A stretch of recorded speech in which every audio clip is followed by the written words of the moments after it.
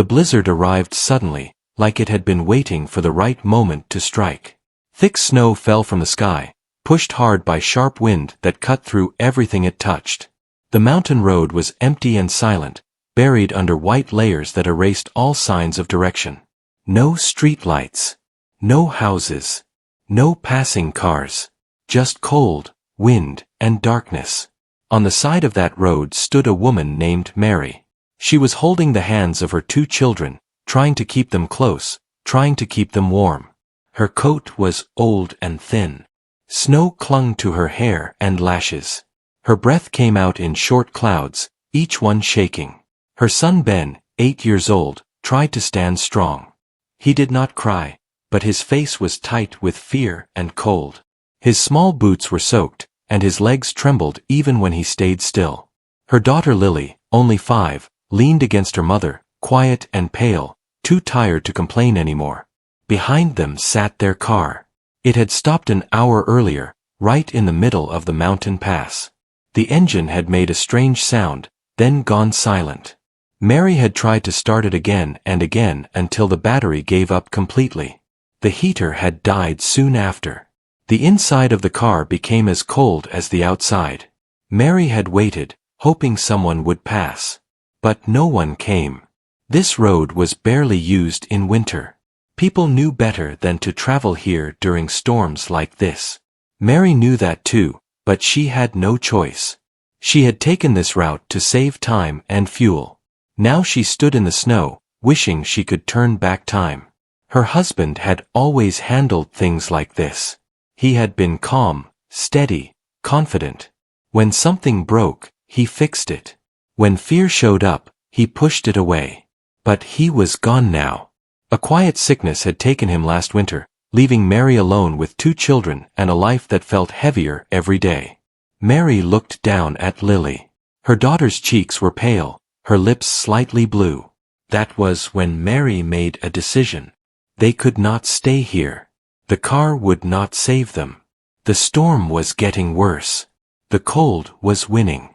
Mary tightened her grip on her children's hands and stepped forward onto the road. Snow reached her ankles, then her calves. Each step took effort. The wind pushed against them, stealing their breath. "Stay close," Mary said softly. "One step at a time." Ben nodded. Lily said nothing, just walked. They moved slowly, fighting the storm inch by inch. Mary spoke to keep them awake. She told Ben to count steps. She told Lily stories about warm summer days and sunshine. Anything to keep their minds away from the cold. Minutes passed. Then more. Mary's legs burned. Her fingers felt stiff, like they did not belong to her anymore.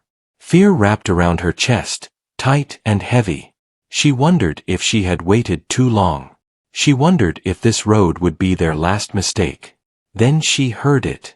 A low sound, deep and steady, cutting through the wind. Mary stopped walking.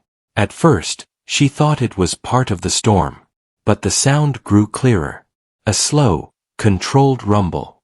Not wind. Not thunder. An engine. Her heart jumped. She turned toward the sound, pulling the children close. Out of the white blur ahead, a dark shape appeared. A large motorcycle moved slowly toward them, its headlight glowing weakly through the snow. The rider sat tall, steady, like the storm could not touch him. The motorcycle stopped a few steps away. The engine idled, filling the silence with sound. Mary's fear returned stronger than before. She had heard stories about bikers, about rough men and dangerous lives. Her body tensed, every warning she had ever learned rushing to the surface. Ben pressed closer to her side. Lily buried her face in Mary's coat. The rider shut off the engine. Silence dropped over them again. The man removed his helmet slowly. Snow had gathered on his shoulders and beard. His face was rough, marked by age and weather. His eyes were sharp but calm. On the back of his leather jacket was a large patch with bold letters and a winged symbol. Hell's Angels. Mary swallowed hard. Her mouth felt dry. The man's eyes moved from Mary to the children. He took in their soaked clothes, shaking legs, and tired faces. His jaw tightened slightly. "You should not be out here," he said. His voice was deep, firm, but not angry. Mary forced herself to speak. "Our car broke down," she said. "We are trying to find help." The man glanced past them toward the road behind, where the broken car sat hidden by snow. He looked up at the sky, watching the storm grow thicker. "This storm will not let up," he said. "It will get worse." Mary nodded. She already knew that truth too well. For a moment, no one moved. Snow continued to fall. The cold continued its work. Ben looked up at the man. "Mister," he said quietly, "my sister is cold." Something changed in the man's eyes. He reached into a compartment on the side of his motorcycle and pulled out a heavy blanket, thick gloves, and a wool scarf. He walked closer and knelt in front of the children, careful and steady. He wrapped Lily first, tucking the blanket around her shoulders. Then he helped Ben with the gloves. "Better?" he asked. Ben nodded. The man stood and looked at Mary again. "Come with me," he said. Mary froze. Her heart raced. "Where?" she asked. "To a place with heat," the man replied. "And walls. And a phone." Mary hesitated. Fear and hope pulled her in opposite directions. Every warning told her to run. Every instinct told her to save her children. She looked down at Ben and Lily. They were exhausted. They could not walk much farther. The storm did not care about fear. It did not care about stories or symbols. Mary nodded slowly. The man helped them onto the motorcycle. He showed Mary where to sit and how to hold the children. He secured the blanket around them again, making sure no skin was left exposed. "Hold tight," he said. "I will ride slow." The engine started again, steady and strong. As the motorcycle moved forward into the storm, Mary looked back once at the road they were leaving behind. The broken car was already disappearing into the snow, like it had never been there. Mary held her children close as the motorcycle carried them into the dark, toward an unknown future. She did not know who this man truly was. But she knew one thing. If he had not stopped, this night would have ended very differently. The motorcycle moved slowly through the storm, cutting a narrow path through the deep snow. Mary held Ben and Lily tight, her arms locked around them as if letting go would mean losing them forever. The wind rushed past, sharp and cold, but the blanket the man had wrapped around them helped hold some warmth inside. The steady hum of the engine was almost comforting, a sound that meant they were still moving, still alive. The rider did not rush. He leaned into each turn with care, watching the road closely. Snow covered everything, hiding ice and danger beneath its smooth surface. More than once, the bike slipped slightly, and Mary's heart jumped each time. But the man corrected it calmly, like someone who had faced worse than this. After several long minutes, a faint light appeared ahead. Mary lifted her head, squinting through the falling snow. The light stayed steady, growing brighter as they moved closer. It came from a small wooden building set back from the road, surrounded by tall trees weighed down by snow. The motorcycle slowed and turned toward it. The building was simple and old, with a slanted roof and smoke rising from a metal pipe on top. A single window glowed warm yellow against the white storm. The bike stopped. The man shut off the engine and climbed off first. He helped Mary down, then lifted Lily gently, setting her on her feet. Ben followed, stiff and quiet. Mary looked at the building. "What is this place?" she asked. "A cabin," the man replied. "Mine." Mary felt a mix of relief and fear. A warm place meant safety. But stepping inside a stranger's cabin was not something she had ever planned to do. The man seemed to sense her worry. "You can leave when the storm eases," he said. "Tonight, you need heat." He opened the door. Warm air spilled out, wrapping around them like a blanket. Lily gasped softly at the sudden change. Ben took a deep breath, his shoulders relaxing for the first time that night. Inside, the cabin was small but clean. A wood stove crackled in the corner, glowing orange. A simple table stood near the wall, along with a couch and a few chairs. The smell of burning wood filled the space. The man guided them inside and closed the door firmly behind them, shutting out the storm. Mary's knees felt weak. She guided the children toward the stove and helped them sit on the floor nearby. Lily leaned against her brother, eyes half closed. "Sit," the man said gently. "Warm up." Mary did as she was told. The man removed his jacket and hung it by the door. Without it, he looked older, broader, more human. He poured water into a metal kettle and placed it on the stove. "My name is Tom," he said without turning around. Mary nodded. "I am Mary." The room fell quiet except for the fire. After a moment, Tom returned with 2 mugs filled with warm water. He handed one to Mary and one to Ben. "Small sips," he said. Mary thanked him softly. The warmth spread through her chest as she drank. Tom opened a cupboard and pulled out thick socks and an old sweater. "For the kids," he said, placing them on the table. Mary helped Ben and Lily change out of their wet clothes. As she worked, she noticed Tom looking away, giving them privacy. That small act eased something tight inside her chest. Once the children were dry and wrapped in blankets, they looked different already. Their skin had color again. Their breathing slowed. Lily yawned. "Mom," she whispered, "is this a house?" "Yes," Mary replied softly. "We are safe right now." Tom sat across from them, resting his elbows on his knees.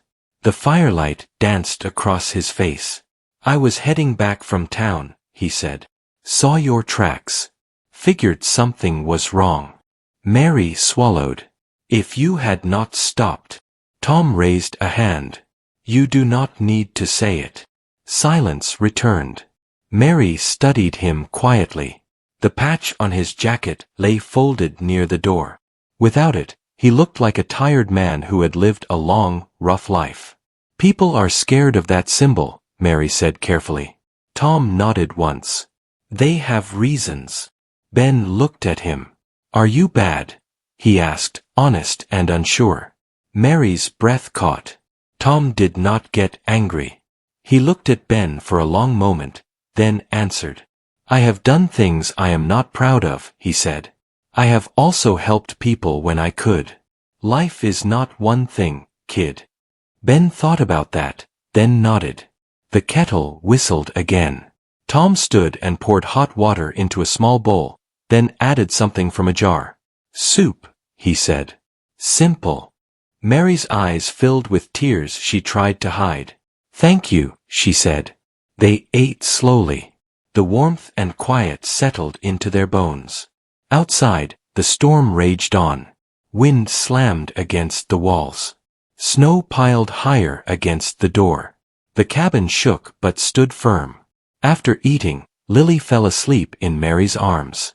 Ben leaned back against the couch, eyes heavy. Tom brought out a small radio and turned it on low. A voice spoke about road closures and heavy snowfall. The mountain pass was completely blocked. Mary listened closely. "So we cannot leave tomorrow?" Tom shook his head.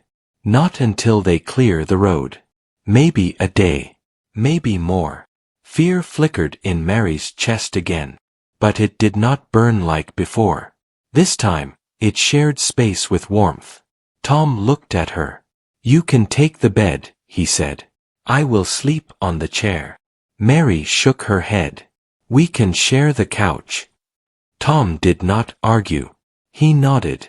As the night deepened, Mary lay awake listening to the fire and the storm. Ben and Lily slept beside her, peaceful at last. She did not fully trust Tom yet. Trust took time. But as the wind howled outside and the cabin held strong, Mary allowed herself one small thought she had not dared to feel earlier. They were alive. And sometimes, that was enough to change everything. Morning came slowly, as if the sun itself was unsure whether it could fight the storm. Gray light slipped through the small window of the cabin, revealing snow piled almost halfway up the glass. The wind was quieter now, but the cold still held tight to the land. The fire in the stove had burned low, leaving behind soft red embers. Mary woke first. Her body felt stiff and sore from the night before. She shifted carefully so she would not wake the children. Ben and Lily slept close, wrapped in blankets, their faces calm and warm. Seeing them like this made Mary's chest ache with relief. She sat up slowly and looked around the cabin. Tom was awake, sitting in the chair near the stove. He was feeding small pieces of wood into the fire, his movements quiet and careful. He glanced up when he noticed Mary was awake. "Morning," he said. "Morning," Mary replied. She stood and stretched, rubbing her arms. Tom poured water into the kettle again and set it on the stove. "The storm slowed overnight," he said. "But the road is still buried." Mary nodded. She had expected that. As the kettle warmed, Ben stirred and rubbed his eyes. Lily followed soon after, yawning and stretching like a small cat. Both children looked better than they had the night before. Their color had returned. Their hands were warm. "Are we still here?" Ben asked. "Yes," Mary said gently. "Just for a little while longer." Tom brought out bread and a small jar of spread. Breakfast was simple, but to Mary and the children, it felt like a gift. After eating, Tom pulled on his jacket and boots. "I need to check the shed," he said. "Make sure nothing froze." Mary hesitated. "Is it safe outside?" Tom nodded. "I will not go far." He stepped out into the snow, closing the door behind him. The cabin felt different without him. Quieter. Smaller. Ben walked to the window and peered out. "Mom," he said, "there is a lot of snow." Mary joined him. The world outside was white and still. Trees bent under heavy weight. The road had vanished completely. Mary's thoughts drifted to her old life. To warm kitchens and steady days. To her husband's laugh. Losing him had been like losing a piece of herself. Surviving had become a daily task, not a feeling. A knock at the door pulled her back. Tom returned, brushing snow from his boots. He carried a small box in his hands. "Found this," he said, setting it on the table. Inside were old photos. Mary looked at him, surprised. Tom hesitated, then nodded toward the box. "You can see." Mary picked one up. The photo showed a younger Tom standing beside a motorcycle, smiling wide, an arm around a woman with bright eyes and long hair. Another photo showed a small boy sitting on Tom's shoulders. Mary looked up slowly. "Your family." Tom's jaw tightened. They were. "What happened?" Mary asked softly. Tom took a deep breath. "The road took them. Different storm. Different year." Mary felt her heart drop. She understood that pain too well. "I am sorry," she said. Tom nodded once. "After that, I stayed on the road. It was easier than staying still." They sat quietly for a moment, the past filling the space between them. Later, the sound of an engine broke the silence. Tom moved fast, going to the window. His posture changed, alert and ready. Mary's stomach tightened. Another motorcycle appeared through the trees, then another. Soon, 3 bikes stopped near the cabin. Men climbed off, wearing heavy jackets and familiar patches. Mary's heart raced. She pulled the children close. Tom opened the door and stepped outside before anyone could speak. The voices outside were low but tense. Mary could not hear everything, but she caught pieces. "Road closed. Thought you were dead. Who are they?" Tom glanced back at the cabin. His body shifted, blocking the doorway. "They are under my protection," he said firmly. Mary held her breath. One of the men laughed. "You changed, old man." Tom's voice stayed calm. "No. I remembered who I was." The men looked at each other. The wind rustled through the trees. Finally, one of them nodded. "Storm trapped us too. We will camp down the road." Tom nodded once. "Stay clear of the cabin." The men mounted their bikes and rode off, their engines fading into the distance. Tom closed the door and leaned against it for a moment, eyes closed. Then he turned back to Mary. "They will not bother you," he said. Mary nodded, though her heart was still pounding. That afternoon, Tom taught Ben how to stack wood safely. Lily colored with a pencil and paper Tom had kept in a drawer. Laughter returned to the cabin, soft and careful at first. As the light faded again, the storm stayed quiet. The world felt paused. Mary watched Tom as he moved around the cabin, steady and patient. She realized something important. People were more than their stories, more than their symbols. Sometimes, the ones who looked the hardest carried the deepest wounds. That night, as the fire crackled and the children slept, Mary felt a strange sense of calm. The storm had brought them here. But something else was keeping them safe. The second night passed without trouble. Snow still covered the land, but the wind stayed calm. The cabin felt warmer now, not just from the fire, but from the quiet routine that had formed between the four of them. Morning came with pale light and a sky that looked lighter than before. Mary woke to the sound of wood cracking in the stove. Tom was already awake, moving slowly, like he did not want to disturb anyone. Ben lay on the couch, one arm hanging over the side. Lily slept curled against Mary, her hair warm against Mary's chin. Mary sat up and breathed deeply. For the first time in a long while, she did not wake with fear pressing on her chest. "Morning," Tom said softly. "Morning," Mary replied. He poured water into mugs and handed one to her. "Road crew might reach the lower pass today," he said. "If the weather holds." Mary nodded. The idea of leaving brought mixed feelings. She wanted safety and answers. She also felt something else here, something steady. After breakfast, Tom stepped outside to check the road again. Mary helped the children get dressed. Ben looked stronger now, his eyes bright. Lily hummed to herself as she pulled on her socks. "Mom," Ben said, "are we going home today?" Mary knelt in front of him. "Maybe," she said honestly. "Soon." Ben nodded, accepting the answer. Tom returned with snow on his boots and a thoughtful look. "The top of the road is still blocked," he said. "But I can reach town by the back trail once it clears a bit more." Mary felt her stomach tighten. "That is dangerous." Tom shook his head. "I know the trail." They spent the morning cleaning the cabin together. It felt natural. Mary wiped surfaces. Ben stacked wood. Lily helped by folding small towels. Tom watched quietly, a faint smile touching his face now and then. Later, Tom pulled a small box from a shelf. "I keep this for days when the road closes," he said. Inside were board games, worn but clean. Ben's eyes lit up. "Can we play?" Tom nodded. They sat at the table, laughing softly, taking turns. The sound of joy filled the cabin, light and real. Mary caught Tom watching the children, his eyes gentle and distant at the same time. That afternoon, clouds moved away, and sunlight touched the snow for the first time since the storm. The world outside sparkled, bright and still. Tom stood at the window. "This is our window," he said. "We should move before it closes." Mary nodded. Her heart beat faster. She packed their things slowly. There was not much to pack.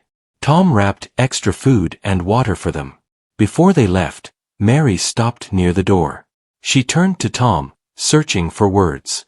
"You saved us," she said. Tom shook his head. "I did what anyone should." Mary did not argue. She stepped closer. "My kids will remember this," she said. "So will I." Tom reached for his jacket. "Let me get the bike ready." The ride was slow but steady. The snow was thinner now, the path clearer. Trees stood tall on either side, watching in silence. Mary held the children tight.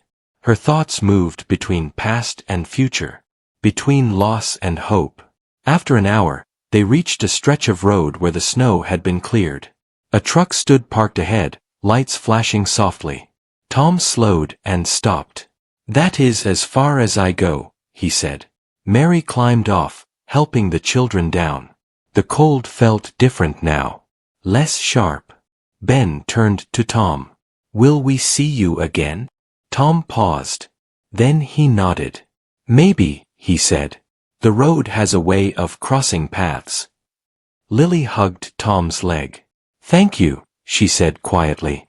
Tom bent and hugged her back, gentle and careful. Mary felt tears rise. She stepped forward and held out her hand. Tom looked at it, then took it firmly. "Take care," he said. "You too," Mary replied. The truck driver waved and called out that the road to town was open. Mary turned back once more. Tom stood beside his motorcycle, snow melting around his boots, watching them leave. As the truck pulled away, Mary looked ahead. The storm was behind them now. But the lesson it carried would stay with her forever. The truck moved slowly down the cleared road, its tires crunching over packed snow. Mary sat in the back seat with Ben and Lily wrapped in blankets. The warmth inside the truck felt strange after days of cold. Lily rested her head on Mary's shoulder, already drifting into sleep. Ben stared out the window, watching the white hills slide past.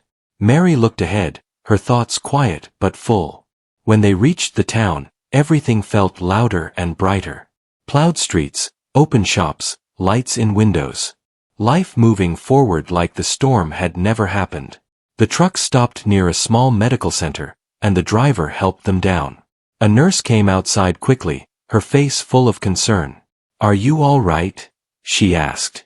Mary nodded. "We are," she said. "Thanks to someone who stopped for us." The nurse guided them inside. Warm air and soft light wrapped around them. Ben and Lily were checked first. The nurse smiled. "They are cold, tired, and hungry," she said. "But they will be fine." Mary let out a breath she felt like she had been holding for days. They were given soup and dry clothes. Lily ate slowly, then fell asleep in a chair. Ben stayed awake, asking questions about the town and the snowplows and when school would start again. Later that day, a police officer came to take a report about the broken car. Mary explained what happened. When she mentioned the cabin and the man on the motorcycle, the officer listened quietly. "Did you get his name?" he asked. "Tom," Mary said. "Just Tom." The officer nodded. "He lives up there year-round. Keeps to himself. He has helped travelers before."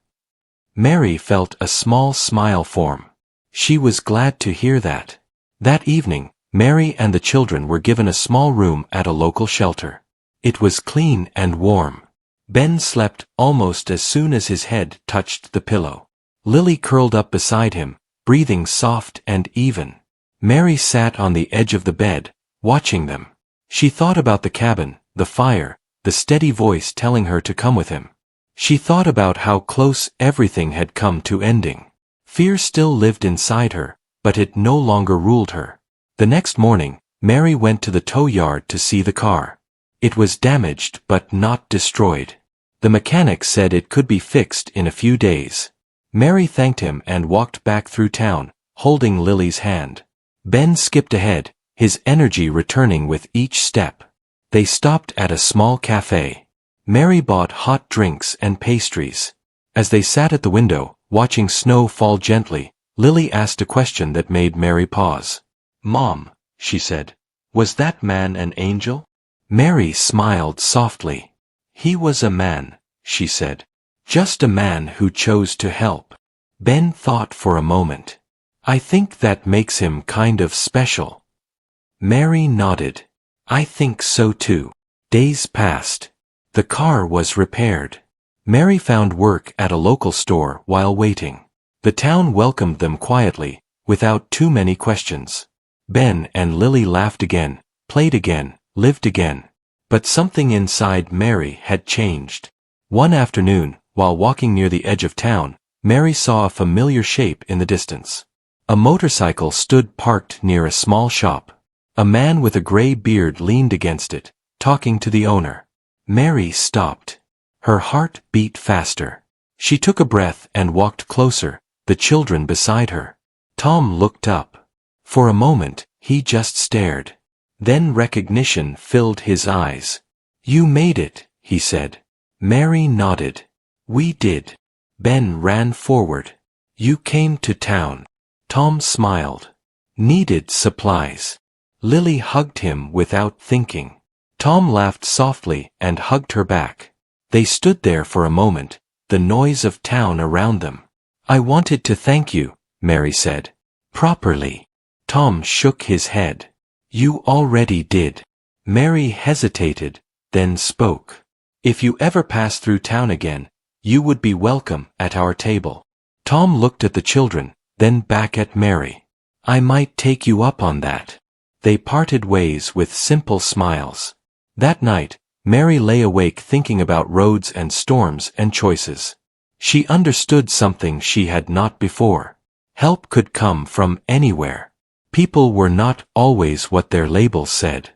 Sometimes strength looked rough. Sometimes kindness wore strange faces. Weeks later, spring began to touch the mountains. Snow melted. Roads opened fully. Mary and the children drove through the pass again, this time safely. As they passed the turn that led to the cabin, Mary slowed the car and looked up the trail. She whispered a quiet thank you. Life moved on. But on cold nights, when the wind howled and fear tried to creep back in, Mary remembered the steady sound of an engine in the storm and a calm voice saying to come with him. And she remembered that even in the darkest blizzard, light could still find its way through.